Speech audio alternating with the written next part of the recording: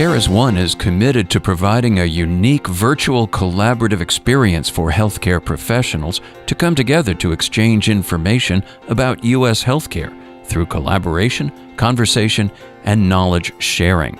The Future of Health podcast provides a true infotainment service that helps the industry innovate by sharing expert voices, views, and advice on the important issues of the day. And now here's your host for The Future of Health, Dipty Desai. Hello everyone.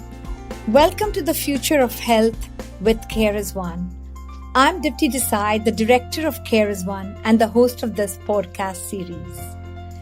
For those of you that are new to Care as One, it is a large virtual community that brings together various stakeholders in the care cycle, from providers to payers, pharma to clinical researchers, startups, investors, universities, and more.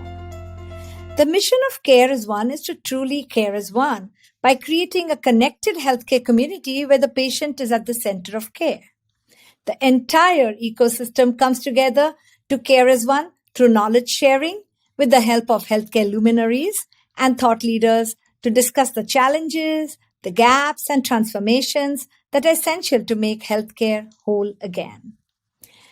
The interaction and networking between the stakeholders is made possible through the community via summits, webinars, roundtable, leadership circles, and podcasts. In today's podcast episode, I will be talking to the Chief Digital Officer at Tech Mahindra, Ed Marx. In addition to being a CDO, he's an amazing advisor to many, and he is a transformative writer. He's the author of the #1 bestseller on Amazon titled Digital Transformation: How Consumerism, Technology, and Pandemic Are Accelerating the Future.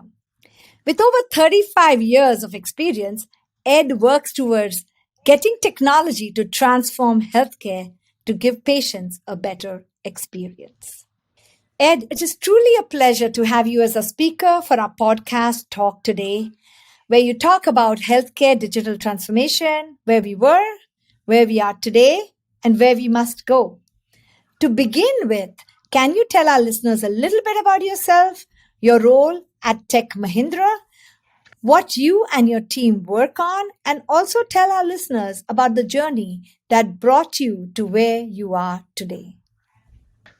Yeah, well, thanks, Dipty, for having me on your podcast. It's really an honor and pleasure to share with you and with your audience. Yeah, and all the good things you mentioned are really a result of others who've poured into me. I simply think of myself as a vessel, right? So as people pour into you, you pour yourself out into others, and that creates great opportunities for everyone and great innovation and transformation. So I can't take any credit for any of the things that you shared, but I sure have had a good time, in my career so far. So it really started many years ago. I was 16 years old, and I took a job as a janitor in a healthcare facility. And it truly opened my eyes. Even as a 16-year-old, I was wearing, you might remember Sony Walkmans, and I had a big headset on, and I was listening to, some rock music or punk music at the time. But I just knew in my soul and my spirit that I was called to serve into healthcare. It was the oddest thing, as a 16-year-old to sort of process that, but I knew I was called to healthcare. So when I graduated from high school, I need to pay my way through college, and I joined the Army Reserve, and I became a combat medic because I knew that sort of medicine, healthcare was where I was supposed to head.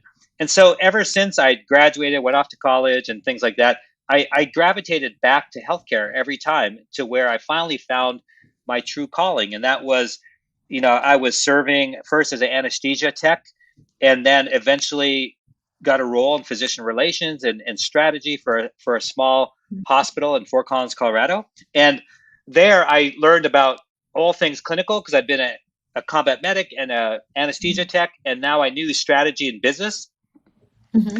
And now I was helping the IT department with technology. And with the birth of my first daughter, and I won't get into a lot of the detail here, but with her birth, it was a very traumatic experience. And so I saw the confluence of business, of healthcare, clinical side, and technology come together and save my daughter's life. And at that point in time, I knew my calling was not only healthcare, but healthcare technology to save people's lives. So that's been the start of my journey, kind of a long answer, but gives you a sense of who I am and what my mission is. Wow, that's truly incredible. It's truly amazing. You're right. Healthcare is your calling, and healthcare is very lucky to have you because you are the father of transformation in healthcare, I sometimes feel. And healthcare is undergoing a transformation, and the transformation is digital. The pandemic has accelerated it, and the leaders in healthcare are facing decisions to go either adopt technology or be left behind, right? The pandemic has accelerated this adoption of telehealth too, and also the virtual care models. So we are at a very interesting junction in healthcare that gives us a good vision of where we were and where we are. And Ed, you were involved in this healthcare journey of yesterday, and you're instrumental in this transformation of the healthcare of today. So can you elaborate on this transformative journey on where we were and where we are, and all that you've done in there too? Yeah. So I think we're sort of in a renaissance period. So I think 10 years ago, we were still stuck in the Middle Ages with healthcare technology. So I think we've always been behind other industries largely, and it's really time to catch up. So while we were in the Middle Ages, other industries were in Renaissance, and we finally caught up to Renaissance. And I'm hoping that because of the pandemic and other influences, that we'll soon be in what I call the age of enlightenment. And so we were sort of old school technology, really late to adopt simple things like the cloud, right? It took us years to get comfortable with the cloud. And still, there's some health systems that still are cloud phobic, So we still have a ways to go. But I think we're in this period of renaissance now where we have new ideas coming in from startups, right? From Silicon Valley, from areas that you have great expertise in. We have these new ideas. We have this new technology. We have consumerism that's really pushing us to take the next step forward, because they're like, wait a second, I have a better experience with my dog at the vet than I do myself as a person, right? It's a lot easier to take care of your pets, of everything in life digitally versus healthcare. So we're getting there because of all this confluence of all this new stuff, experimentation, innovation. There's some leading health systems and payers, they're doing transformation. And so I think we're going to get to that age of enlightenment. And again, the pandemic is kind of accelerating things. And so I think that's where we were, kind of Middle Ages, sort of old school. Today, in that middle ground of the Renaissance, new ideas, new thinking, creativity. And we're headed to the age of enlightenment, where healthcare will be completely different than it is today in terms of the delivery. That's so true. And it's so amazing, the road to enlightenment. But, that path is not well defined for many, all right? I mean, we really need to have this little blueprint or a roadmap, a digital roadmap, and actionable insights for the physicians to follow. So would you be able to share with our audience, how can they develop and implement digital roadmaps successfully in their own enterprise so that they can reach that enlightenment? Yeah, and I'll keep it really simple because I actually think it's a simple process. We've made it way, way too complicated. So I had this great opportunity. So I had always done strategy and developed technical roadmaps and those sorts of things in all my previous organizations. But when I came to the Cleveland Clinic, I was asked to develop the digital strategy. So we knew the future was digital. We didn't have a strategy in place, and we needed to develop one. So I thought, typically you go out and you spend millions of dollars and you bring in some popular branded firm, and they do everything, and they spend a year there, and then they try to get more business. You know kind of how that model works. And I didn't want to do that, and nor did I think we had the time. And indeed, we didn't, as the pandemic would show up shortly thereafter. So I just thought back to the processes of the past and how do we simplify this and do it ourselves. So we developed. So I'm going to share with you kind of 5 easy steps, Dipty, that we developed, and we did this in 12 weeks. So we're a large global healthcare organization. We developed a digital strategy in 12 weeks. So really easy, and we'll try to keep it really high level. But I can go deeper if there's some area that you'd like me to go deeper. But the very first step was establishing a vision. What's the vision? So what does digital transformation mean to the organization? What's the vision? For us, in very simple terms, it was 50% of our visits would be virtual, and 25% of our inpatient days would be at home. Mhm. So this was in 2017, pre-pandemic, where the Wow. average of virtual visits was less than Zero. 1% for, and so we were like 50%. And we were Yes. like, we're going to go to hospital at home. So that was the vision. That's the first step. So whatever it is for your organization, you have to have a vision you can all agree on. The second thing is develop a team of teams. So while I was tasked as the primary leader, I knew that if it was left to me, we'd be in big, big trouble. So of course you have to reach out to your peers. And so I developed a team. I called it team of teams. And I was the only IT person. So I was the CIO and sort of slash CDO. I was the only person from IT. Everyone else was from the business. When I say the Mhm. business, I'm talking the clinical side as well. So the business side, the clinical side. And then beneath us, we had a bunch of other teams of experts.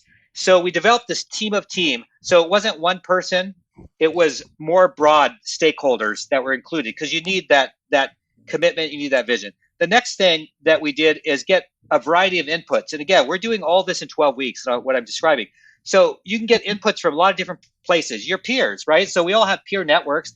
Reach out to your peers, ask them, what are they doing? What are they thinking about? Where's the industry going? Then we reached out to think tanks and we showed them, hey, this is sort of what we're thinking. What do you think about? And they were freely willing to give. We went to consulting firms, same thing, because we were actually teaching them at the same time. And we said, this is what we think. What do you think? And then, of course, you can do research online and see what other industries are doing. So we went outside of healthcare to learn best practices from other industries. So it was 5 steps, but the first 3 was developing the vision. The second was developing the team. The third is gathering inputs. Then we did the fourth, which is alignment, right? We had to ensure that all these ideas that we were coming up with and all these inputs was aligned with the broader organization. So we had to make sure that what we were thinking was aligned with the mission and vision of the organization, the strategy of the organization. So we went out and we reached out to many, many stakeholders. We held many, many focus groups to make sure that we had that alignment very tightly integrated. And then the last thing is to resource for the duration. So oftentimes people Mhm. spend all this money, right, doing strategy, thinking about vision, objectives, and then they have no money. They can't deploy, they can't execute. Then everyone's like, "Oh, that's such a waste of time." It's a beautiful document, but what a waste of time. We never do anything. So part of that, the CFO was my best friend there in terms of developing the strategy. So he and his people were intimately involved so that at the end we had a price tag and we could say, look, this is the vision, this is the plan, here's the cost. And we broke it down so you can select and then sort of have it predetermined that if we made a decision that we were going to do, let's just make up an example, 50% virtual care, that we had the funding to enable us to be successful. So those are the 5 steps. Wow, that is so inspirational and it's such a very valuable for everyone. I think this is something people can use in even their own day-to-day life. This starting with a vision and executing within 12 weeks. What a tight period you had. And I loved how you laid it all out. Create a team of teams, get inputs, very important. Get Yep. inputs, get alignment, and you went out and got inputs from like a wide variety of sources. And the most important thing, if you don't have the resources, you cannot execute and you're going to be. Right. And so, very, very valuable lesson that you're giving. I was taking notes as you were saying these things. So, thank you for that. But, this is true. I mean, you have to provide and develop this robust technology strategy and digital health solutions can be encountered at very, very different touch points in a patient's journey, right? You can have digital touch point, like you mentioned, to take care of scheduling, or you could take it for, telehealth services, etc. So can you provide some guidance on how hospital and health systems can develop a robust technology strategy, and what points in that care of the patient's journey would these technology be used and be valuable? Yeah, for sure. So what we did, again, going back to the digital transformation plan and ensuring alignment, is we took the 4 pillars of our organization. So it'll be a little bit different for every organization, but these were established pillars of our organization. And we developed journey maps. So, one of the pillars was community. So what were we doing for the community? one of the pillars were the clinicians and the caregivers. What were we doing for them? Another one was patients. So I'll stick with patients in this example. So clearly one of our pillars is patients. So we created all these journeys and these journey mappings. So we had a lot of sessions where we worked again with a lot of key stakeholders and talked about all the digital touch points that we wanted to exist. So we did the baseline and we saw the gaps. The gaps were very clear. And then when we developed our strategy, it was really about creating the seamless experience and filling in those gaps with technology. And if I could share just really quickly a personal story just to make this sort of come to life and how this really helps save people's lives and really makes a difference. So sometimes the best stories are your own stories because you lived them. So I know I was in charge again of all things digital. And so I carried around this little Cardia card. It's like the size of a credit card and it does like a mobile EKG, right? So it's very popular. You even see commercials for this now. So I carried one around. So I'm a pretty fit person. I'm an athlete. And I was in a race, this national championship. And I was in this race. And towards the end, the last 2 miles, I had a widowmaker. So like this heart attack that kills 95% of the people on the spot, I didn't know it was a widowmaker while I was running, but I was kind of a smart person figuring things out and doing a self-assessment. And I kept running because I thought, wow, if I stop, then that'll probably lead to a bad outcome. And I knew that at the finish line was the ambulance, was the medical tent. So rather than sit around and wait, and I know door to balloon time, all those sort of things, I better get my body over there. So I kept running. I was able to run. I got there. I finished and I presented in the tent and I had my little device and I said, I think there's something wrong with me. And they hooked up the device to their iPhone. And sure enough, I was having a widowmaker. I got sent obviously to the hospital. They were ready for me. When I got there, they had already shared all the information via the cloud with the Cleveland Clinic where I'm from. And so I had the #1 heart doctor in the world looking at this, plus a really good cardiovascular intensivist this was in a different state completely. And so I had the best care possible. And I had pretty much an immediate recovery because after that, I did well in my race despite the heart attack, and I qualified for the national team. So the world championships were 90 days later. So they were sort of laughing at me, the clinicians, like, you'll never be able to run, those speeds at world championship, especially in 90 days, maybe in 5 years of rehab.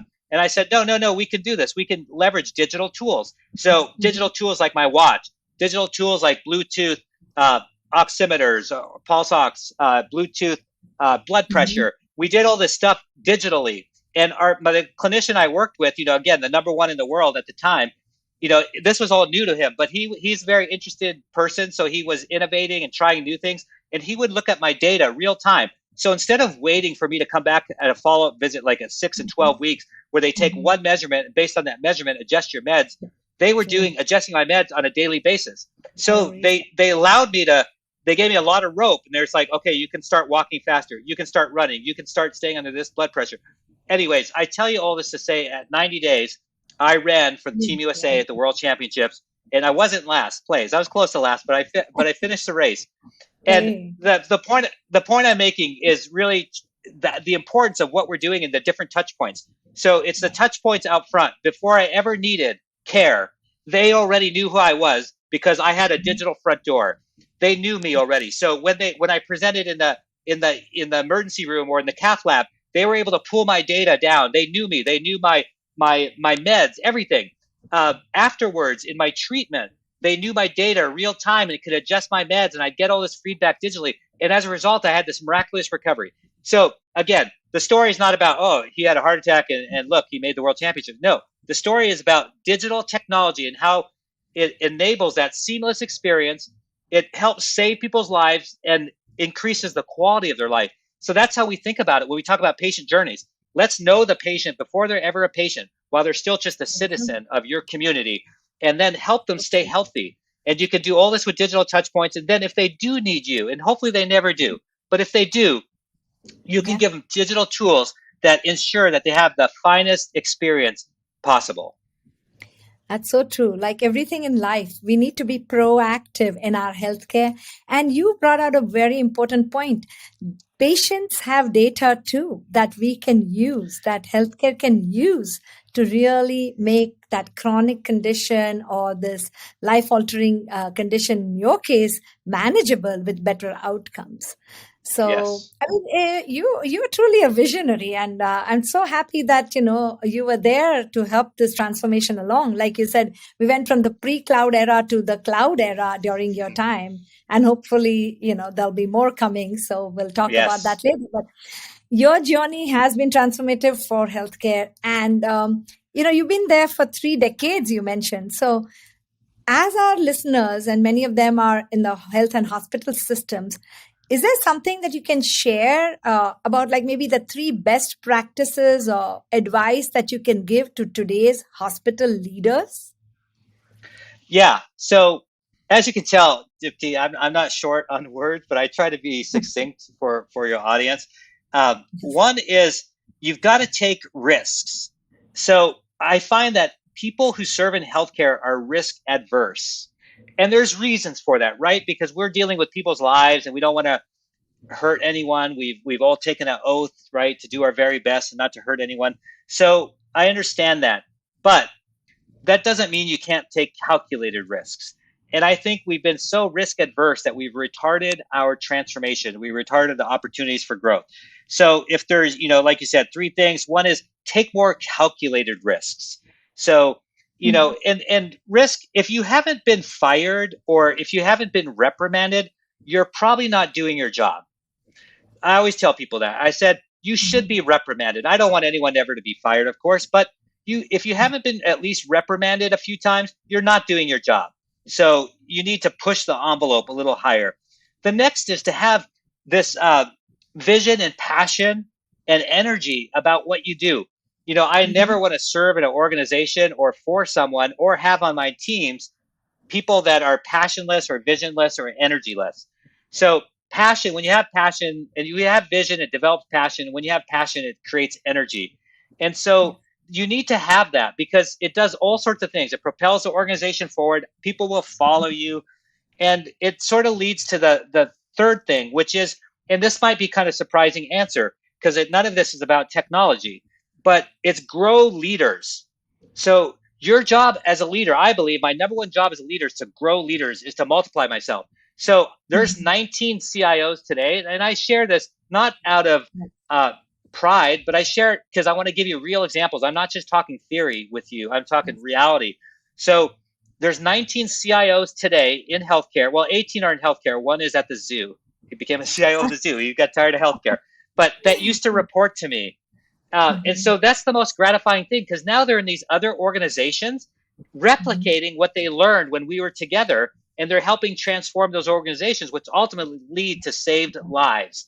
And so that's what I'm all about. So it's really about taking risks, developing vision, passion, energy Mhm. to motivate people and get people after you, and then grow leaders. Those are the three big things to me.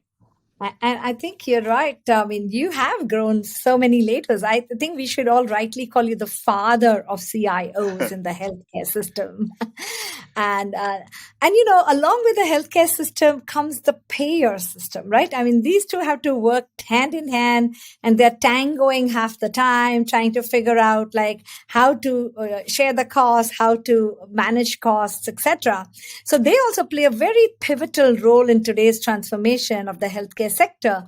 And I know that you don't only work with healthcare providers, but you also work with the payer side. So maybe you have some words of wisdom of what the payer should be doing, and maybe Yeah. three pieces of advice there too. Yeah. So I'll skip the same three, right? Because those really apply to both sides of the organization. I think payers have really struggled with member experience, similar to on the provider side, but payer experience has been really difficult. And some of that comes from, like, if I got a little bit more technical, is the interoperability between the systems that payers have and the systems that providers have. And for competitive reasons, they don't share the information well, right? Because they don't want you to see each other's information. You might see what their real costs are, you might see what the real quality is. And so that only hurts healthcare when we do that, when we don't when we're not transparent, when we're holding on to information. So Mhm. so the other sort of difficult thing, so so to answer your question, there is like more interoperability between the various systems. Mhm. The Mhm. the other thing though that I'm seeing, and it's going to make this very hard, is that payers are now in direct competition with providers. So this is a big change that's happened in the last few years. For instance, one of the payers owns more physicians and practices than hospitals do in aggregate. So they are now controlling primary care. The other thing they're starting to do is do their own hospital at home. So we all know that hospital care, the care is moving from hospitals to people's homes. And so the payers are also taking a head start on that. So how's that going to impact the dynamic? So I can certainly see, like, the Kaiser model that's been so successful. I could certainly see that becoming more and more popular, where healthcare organizations are one. They do both the payer and provider side. But again, Dipty, to answer your question, it's really, the things I talked about already on the leadership side, plus the member experience, plus the interoperability between these systems. Yeah, and you really hit it on the mark, is that data is siloed and it's not aggregated, it's not shared. And because it's not shared, it's doing disservice to the patients. Because imagine the possibilities if the data is shared. And maybe it's because people don't want to share it. Maybe there's also technological limitations, because oftentimes the payers and the providers have to bring in a third party or a technology partner in order to bring that data together, right? So, I mean, how do you pick the right technology partner? Can one do away with a technology partner? Do you need one? And if you need one, how do you recommend one, or how do you go about finding the right technology partner?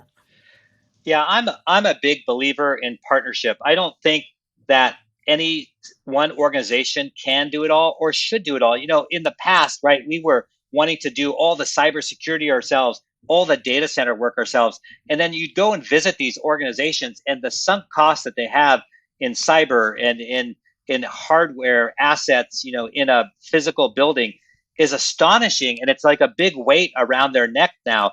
And so I've always been a proponent of, let's stick with our core business of taking care of patients and creating this great experience.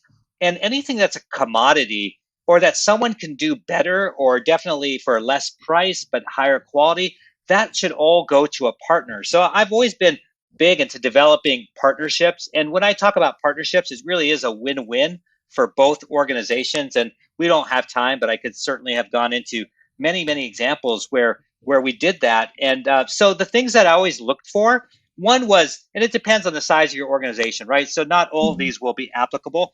But if you're talking about a big partnership, I always insisted on CEO communication. So I would bring my CEO, and they would bring their CEO. And these were big companies. I'm talking Google, Microsoft, Cisco. Yeah. But again, I understand scale. So maybe if you're working with a smaller company, then it's at the appropriate level.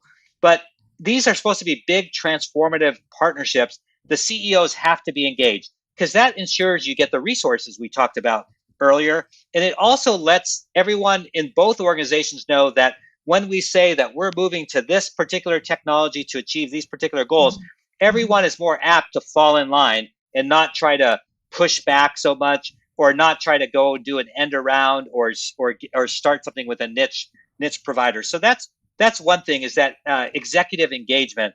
Another thing is values. Like, are your values aligned? So if my values, and hopefully it's coming through, is really about saving people's lives, but the partnering organization is strictly, now everyone knows you've got to make a profit and all those sort of things. So that's very important. But if that's all that that company's interested is, how much can I get from X hospital, then that's not an alignment of values. And you're going to have a lot of problems, because they're going to be seeking more and more dollars from you while you're seeking more and more clinical results. So there's a very careful medium that needs to be achieved there. And then I think the other thing is to insist on, like any relationship, you have to foster it. So we would have regular meetings with partners. We would have a report card with partners. So we would talk at the beginning of the relationship, what are the goals of the relationship? And then we would have an annual retreat where we would, again, with the CEOs, if possible, we go through and say, hey, we hit that one, we didn't hit that one. What are the new ones for the next year? So that level of transparency and accountability. So those are three ideas. I could give you 10, but those are three, that I think are really important. And the second one you mentioned, which I feel is very important, if you really want to come into healthcare, it shouldn't be with just profit in mind. It should be with empathy. It should be with putting the patient in the center of care, just like the physicians do, right? The hospital system, they Yes. want to take care of the patients, but everything else comes in the way. Same way, the technology partners should be very empathetic, should be putting the technology out there, but should be making sure that the patient is at the center of the technology and that it's truly helping everyone. Yeah. Yeah, And absolutely. I read somewhere that you said, and I'm not sure, maybe data is a speed bump for digital transformation. If you did say that, then do tell us a little bit more. That really intrigued me. Yeah. So I think one reason that we haven't moved quite as quickly as other industries is our lack of data standards, data Mhm. interoperability. We created these massive silos. I've never seen anything like it in other industries, and I do study other industries. And so that's really held us back a little bit, where we had a lot of proprietary, and I can't give you names because I'll get in a lot Yeah. of trouble for that. But I think everyone probably knows. There's these large organizations that are siloed. They're Mhm. resistant to sharing information. They don't. They're forced to adopt standards. They're forced to share information, and I think that's really hurt us. The other part is, have we been innovative enough with data? Have we embraced, everyone talks about artificial intelligence and machine learning. Mhm. And Mhm. other than a few examples, I don't think it's widespread yet. And maybe it's Yeah. part of that, hey, we're in the Renaissance and that's gonna move with us into the age of enlightenment. But I think there's Mhm. a lot more runway still to be had. But for whatever reason, again, that sort of the intolerance for risk, change, culture, things like that have kind of uh, held us back a little bit. So again, and costs, we have limited resources, and so where do you put those dollars? Unfortunately, a lot of those dollars got all eaten up by certain types of companies. So there's not a lot of margin in which to innovate. But there's certainly things you can do about it. But anyways, that's what I meant when I think of data as a speed bump. Are those two Mhm. primary issues? Yeah, no, you're right. I mean, spot on. I wish there was more, like you said, data sharing happening, maybe even federated data where people can bring it all together on the one big umbrella and then different people look at it in different angles. But, again, Yeah. you brought up something. We talked about where we were and where we are today. I would now like to see where we can go into the future. So the question for you is that what does the future of healthcare look like to you? And what steps must those organizations or physicians take in order to go from this stage that they are in to that future path of enlightenment and beyond? Yeah. So, what one last thing on the data? There's really a third big point, if I can, Uh-huh. is even within the other obstacle and why data is a speed bump is within organizations they can't even share well. So I've been in very few organizations. Again, I don't want to pick on my I loved every place I've been, so I'll never mention a name. But I think everyone generally struggles within their organizations with all the different data silos. So you can't even share on an aggregate level like you were talking about because we can't even share within our institution. So you really need a very clearly defined data strategy, very clearly defined data leader, and then start taking care of your own house so you can start sharing with others beyond your house. So yeah, on the future into the age of enlightenment, I do believe that care, was originally centered around the physician and the physician office. It then moved to the hospital, it became very hospital centric. And now we're seeing the shift to hospital at home. I believe that we'll see about 70% of the care that's given today in hospitals at home. And we're seeing Mhm. that shift already. And you're starting to see early payment models shifting for hospital at home and a lot of demonstration sites and things of that nature. The technology is getting better and better, and more experience and human centered design oriented. And so we're starting to see that shift. So I think, you know, it'll be fun because we can listen to this recording again in 3 to 5 years. But I think in 3 to 5 years, I think you'll start seeing like 10, 15% of care that has shifted, and then hopefully there'll be an exponential rise after that, after more people get comfortable with it, they see the benefit of it. all the early indications, when I say all, I shouldn't say all because I don't know all, but I know the ones that I was involved with and the ones that I Mm-hmm. read about, largely the costs are less, which is good because healthcare is too costly. The Mm-hmm. experience is better because who wants to be in a hospital? And Exactly. the quality is better because actually in the hospital is the most dangerous place to be, right? Because of hospital acquired infections and things of that Disease. nature. So when you convalesce at home, the quality is usually the same or better than if you were Mhm. in the hospital. And again, I think as the models get better, the payment models, the the models of care get better, I think you're going to see this shift going forward, and that'll include your therapies. It'll include controlled substances that'll be delivered in real time to you, or in some cases, I've already seen prototypes where controlled substance can be in a locked box type situation. So you're not held back by much. So only the very acute care, only the very sick will actually go to a hospital. So I call it, Dipti, I call it survival of the digitalist. So Yes. hospitals have to understand this shift is taking place, and I don't think most of them do. They read about it, but they're like, no, that's not going to happen anytime soon. No, it's happening now. It is happening, and it's happening now. And I can share that story with you, Ed, because you and I both love India. I know you really have traveled there. And I recently had to go through to India during COVID because my mom got COVID. And when she did, I went there and we said, we can't have her in the hospital. She's going to get worse and it's not going to be good. So we created a hospital at home for her.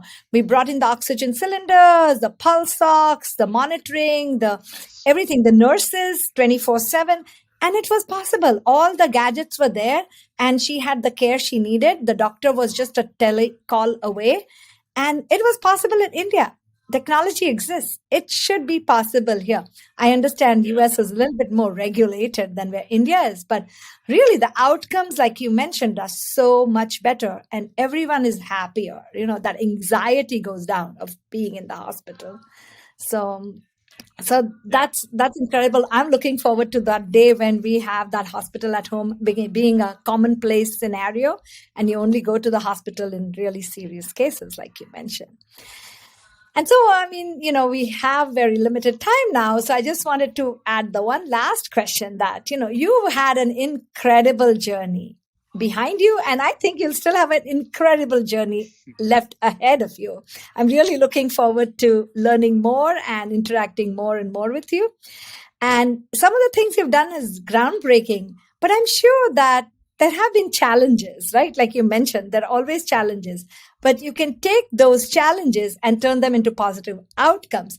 So would be happy to learn a little bit more about how you overcame the challenge. And you already brought one where you went through a heart attack while you were running and you overcame that. Are there any other examples that you can give and that could be a learning experience for others? Yeah, certainly.